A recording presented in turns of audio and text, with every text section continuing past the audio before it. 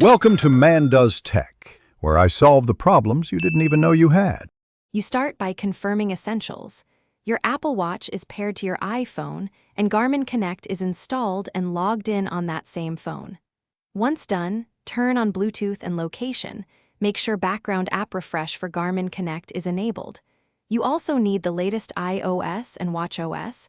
Updates reduce pairing hiccups. Now, open Garmin Connect and prepare to link a new device.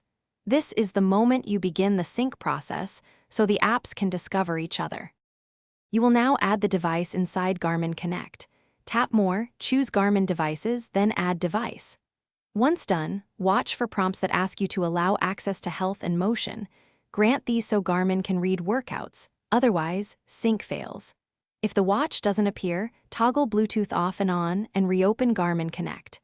Make sure you accept any pairing codes that show up on screen. This confirms identity and starts the transfer of activity data between services. Finish by confirming that activities appear in Garmin Connect. Check devices or activities to verify. If sync stalls, force close Garmin Connect and the Watch app, then reopen them. Once done, restart your iPhone and Apple Watch if required.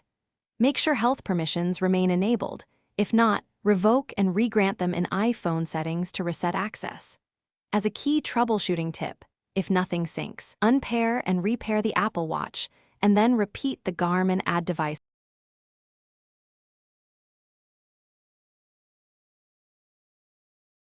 Thanks for watching. If you found this helpful, don't forget to like and subscribe.